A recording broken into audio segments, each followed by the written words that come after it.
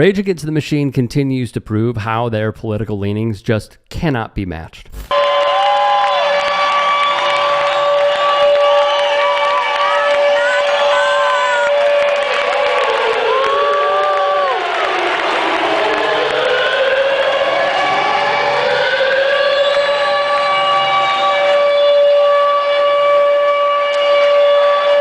And when they took the stage, they performed the ultimate protest. And it came because of, no surprise, the United States government. Well, the only bad word that starts with an F is FCC, if you ask me, and that's the reason why you can't speak in language in a righteously powerful language on television is because of that organization. So, when they change, I think that people need to take that bull by the horns, and if they disagree that you can't have powerful language on television, they need to make themselves heard more clearly. Not like we have to remind you of any of this. For example, in 1996, they displayed upside-down American flags on Saturday Night Live.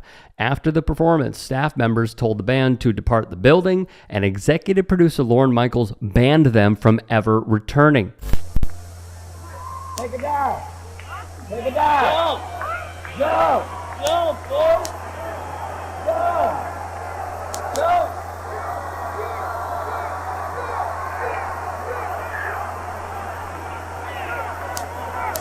Anyway, this is pretty fat.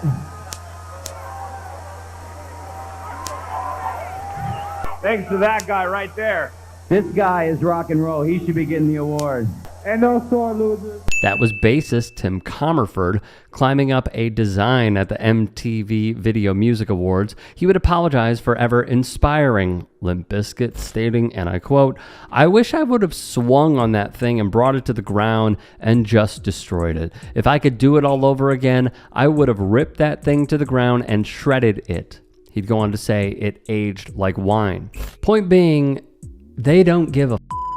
They never have, and they never will. So why did they dress up as prisoners at Gitmo? The reasoning is rather simple, because it directly involves the band. Here's the full story. At Gitmo, prisoners were tortured in many ways that have been well documented.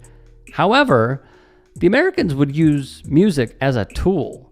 Days became weeks, then months. Overall, for 20 hours a day, a loop of AC/DC, Britney Spears, Metallica, Drowning Pool, Bruce Springsteen, Eminem, Sesame Street, Tupac Shakur, the Red Hot Chili Peppers, Aerosmith, Lil' Kim, Limp Bizkit, and others, including Rage Against the Machine, blared from the speakers to the prisoners at deafening volumes. The Valley Morning Star's write-up quoted Christopher Surf, who wrote the music for Sesame Street. "I wouldn't want my music to be a part of that," he said, adding he was horrified to learn of this. Artist Bob Singleton, who wrote the song I Love You, added, "It's absolutely ludicrous. A song that was designed to make little children feel safe and loved was somehow going to threaten the mental state of adults and drive them to the emotional breaking point?" Then Morello gave his 2 cents. "I suggest that they level Guantánamo Bay, but they keep one small cell and they put Bush in there, and they blast some Rage Against the Machine." Meanwhile, bassist Stevie Benton of Drowning Pool flat out loved that his music was being used. So what exactly did they love with these sort of attacks and torture? Donald Vance, a former military contractor and a prisoner who hailed from Chicago, Illinois, would tell the Associated Press that he thought of taking his own life. Another prisoner named Binyam Muhammad said the men held with him smashed their heads against the wall because they just could not take it anymore. This is psychological warfare, and it was fueled basically because of the amount of tax dollars that were allocated to fund it. Even my hip-hop goats, The Roots, got involved, writing, "When we found out that music was being used as part of the torture going on at Guantanamo, shackling and beating people, we were angry. Just as we wouldn't be caught dead allowing Dick Cheney to use our music for his campaigns, you can be damn sure we wouldn't allow him to use it to torture other human beings. Congress needs to shut Guantanamo down." Morello added, "Guantanamo may be Dick Cheney's idea of America, but it is not mine. The fact that music I helped create was used in crimes against humanity sickens me. We need to end torture and close Guantanamo now." They would go on to sue the United States State Department for what they called, and I quote, "their fascistic practice of using our music to torture innocent men in Guantanamo Bay." Via Vox, it did drive people crazy. The report counts several detainees who were broken by the music, and yet the report finds that enhanced interrogation didn't result in any important intelligence breakthroughs. All of this pain and suffering and intentional torture was worthless. CIA officers regularly called into question the torture techniques, and the Senate's investigation found that torture did not lead to actionable intelligence. Hey, I appreciate you watching. Now, if you can, please do become a channel member by going to youtube.com/tytsports and clicking the join button. If that's too much for you, you can just go to tyt.com/join to become a member. It helps all of us out here at the Young Turks and keeps our network afloat.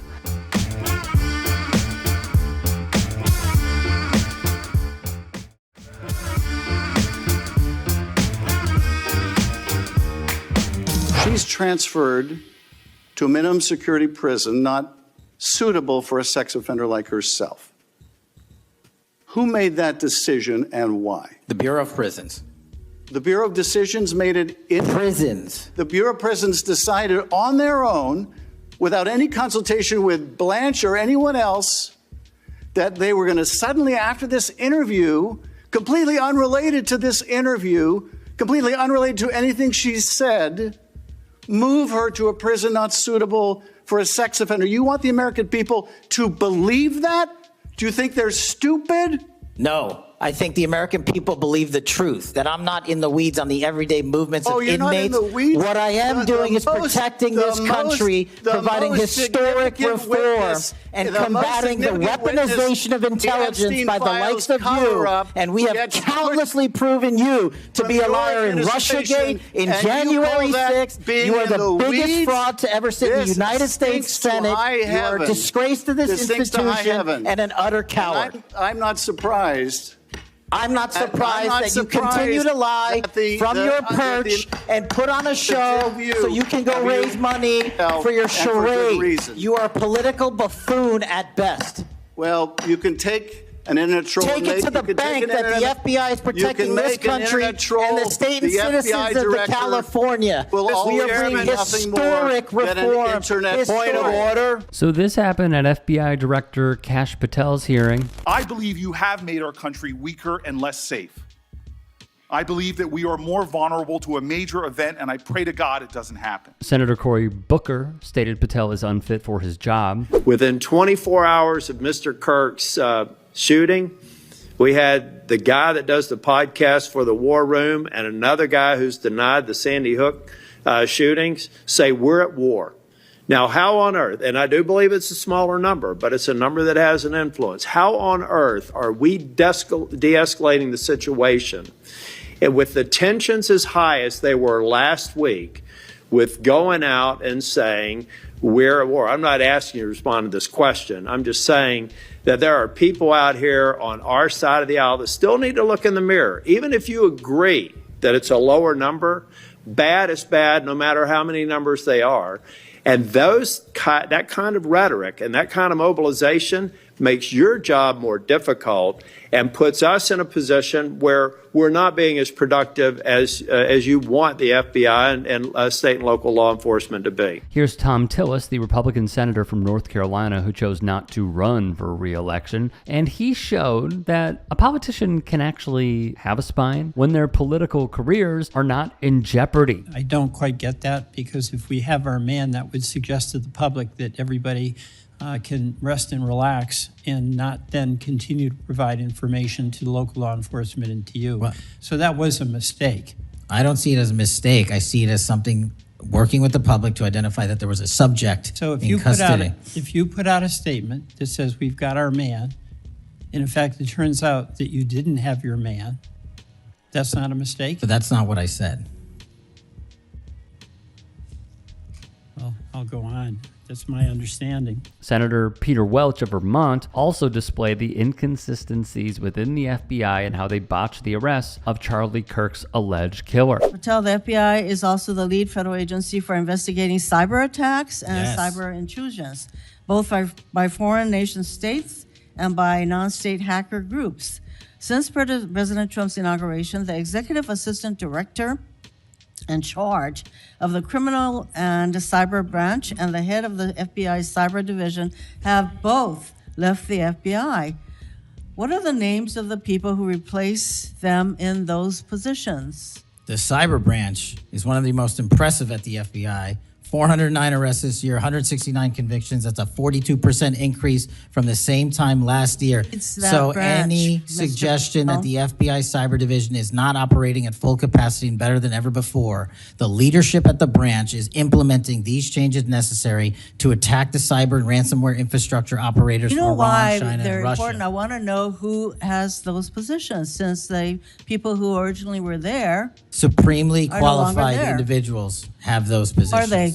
Supremely qualified Who individuals. are they? What are the names? You're not You getting don't them. know. He would also be grilled by junior senator from Hawaii, Mazie Hirono. Institutional interference that we're seeing from the White House right now. I'm going to ask you, has anyone from the White House contacted you about personnel decisions? I completely disagree with your entire premise that I have lied or am misleading the FBI. If I were, the results that I announced today by the men and women of the FBI and the historic records we are doing to keep this country safe would not be possible. The men and women of the FBI are responding to our leadership and this administration's priorities. The only way people get terminated at the FBI is if they fail to meet the muster of the job and their duties, and that is where I will leave it. And you accusing me of lying is something I don't take lightly, but I'm not going to get into a tit for tat with you. Well, let me just ask you to answer my question. Has anyone from the White House contacted you about personnel decisions? Generally speaking, we always discuss with the White House, OMB, during the budget process, how many personnel we need, who we need where. Answer is yes. For budgetary You've been purposes directed and to real fire people, agents, because they participated in investigations of the president. I don't receive directions to do that. Has anyone I make the suggested it? decisions. Has anyone asked you to do it?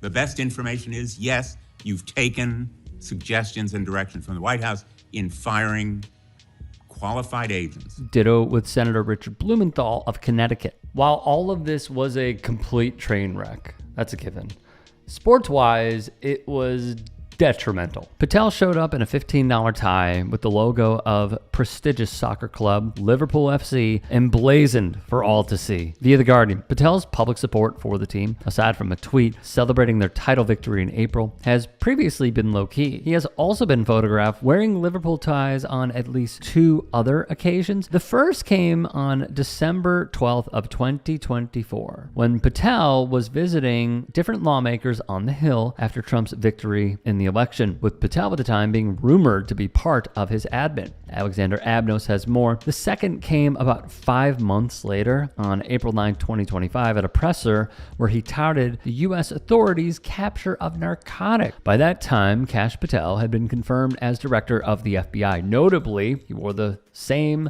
thick striped tie featuring the Liverpool logo on the bottom at both of these events, while the one he wore for Tuesday's hearing is different. Sports journalist journalist Adam Crafton wrote, "Not sure this is the brand growth Liverpool have been seeking in the United States." Well, yeah, of course. Hey, I appreciate you watching. Now, if you can, please do become a channel member by going to youtube.com/TYT Sports and clicking the join button. If that's too much for you, you can just go to tyt.com/join to become a member. It helps all of us out here at the Young Turks and keeps our network afloat.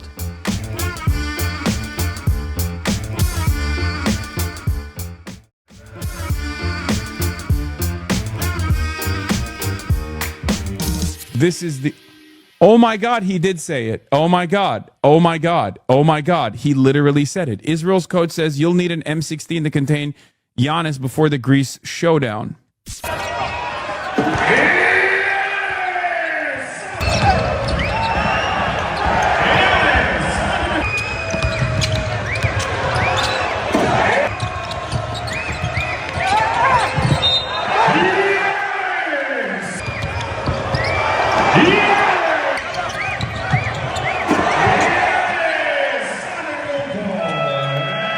For those of us who oppose a G side, this was interesting. So Giannis Antetokounmpo had 37 and 10 at Eurobasket, which Israel should not be playing in.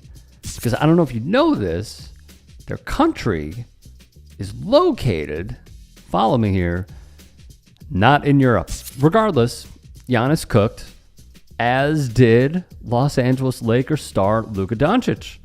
But what's most concerning is this. Say hello to the head coach of their basketball team, his name, Ariel Bet Halami. When asked how to stop Giannis Antetokounmpo, he said, and I quote, "You'd need to bring an M16, I think. That would be the easiest way." Sports journalist Layla Hamed would tweet, Israel's coach was asked how to stop Giannis Antetokounmpo in Eurobasket with an M16.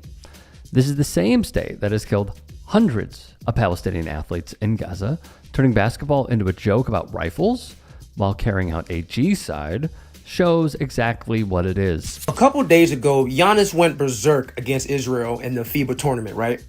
And this is what the coach had to say after the game. They asked him, "How do you stop Giannis?" This man said, "You need to bring an M16. What? It was already wild enough that he said what he said. First of all, you brought up an automatic assault rifle when talking about a human being playing basketball. And on top of the fact that you are the coach of Israel.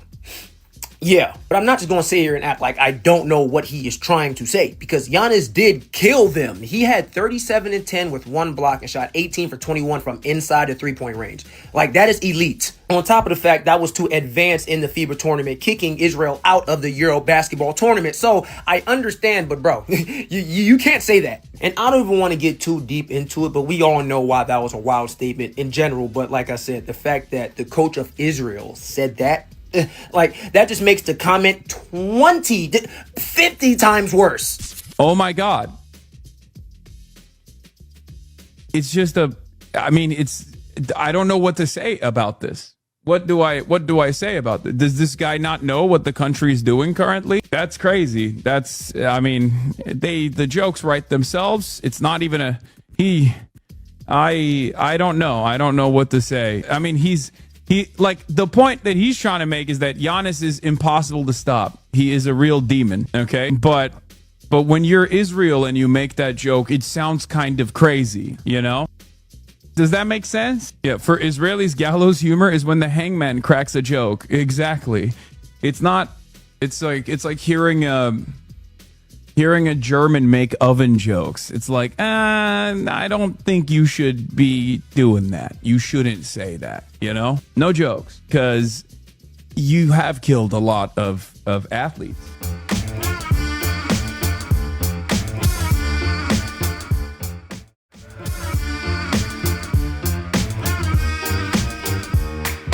But it's like, why is their first response always to just murder everyone? So it's a lighthearted joke meant to show respect to the other team's best player. But if you're the coach of a country that is just slaughtering thousands of civilians, You can't be saying this. And I know I've talked about it before, but why is this team even allowed to play in this tournament? Russia invaded Ukraine, and within like 3 hours, all soccer federations were like, hey, you guys are not playing in our tournaments. But Israel is playing in Eurobasket, which again, why are you playing in Eurobasket? Look at a map. And I ask this and people are like, well, the other federations don't want Israel playing in their tournament. And I'm like, well, why is that? Did they do something? Do people not want to play with a genocidal country? Bombing, shooting, starving, droning, just killing everyone. They're the ones who need additional security because their players feel unsafe. Like, come on, man. Just stop killing everyone.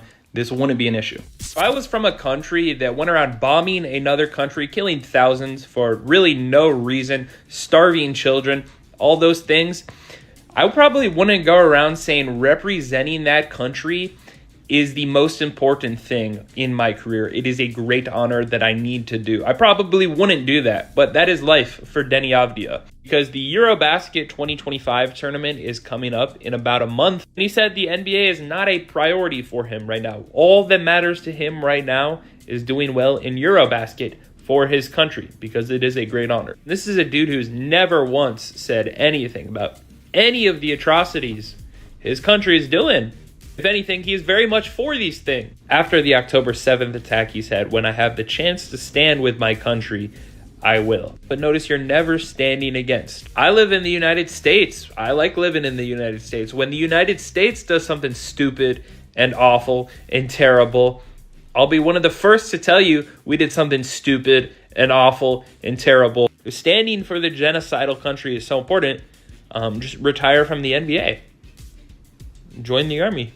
I don't know, man. A really good basketball player, if we're being honest, but I'm just glad he's off my Wizards. Luka Doncic just lit up Israel during Eurobasket, then took a during their national anthem. This is very patriotic of Luka. He said on why he missed Israel's national anthem, because I had to do something on the toilet. If you're also interested about that, then I don't know. And yes, he absolutely obliterated the country of Israel during Eurobasket. He finished the night with 37 points, almost a 40 piece, 11 rebounds, 9 assists, 3 steals, 1 block, was 12 for 21 from the field, and was 9 for 9 from the free throw line. Absolutely amazing from Luka. And the Slovenia Eurobasket team is not very good at all, but Luka Doncic has been carrying. Currently, he's averaging 32.4 points per game, 8 rebounds, 8.4 assists, 44% from the field, 29% from 3, which is a little stinky, but he's averaging 88% from the free throw line, so I'll allow it. That's definitely high for Luka. He's leading his Slovenian team in both points and steals and has been... The underlying point is this, all right? Giannis did his thing. Luka did his thing. 2 of the best players in the National Basketball Association. Point is, they're always going to be doing their thing. But what really gets me, and what people should be asking, is why is Israel in Eurobasket? Why are they competing in a European tournament?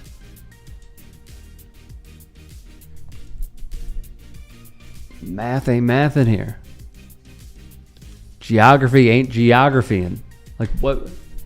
Why does this even exist? Why are they even being put in this position? Same as soccer. They took on Italy. They lost. And one of the Israeli players mouthed off at someone you never mouth off to, Gattuso. Do you know anything about this man? Have you seen the way he plays? Have you seen the fire that he has? And Gattuso rightfully fired back. Guys, why are they there?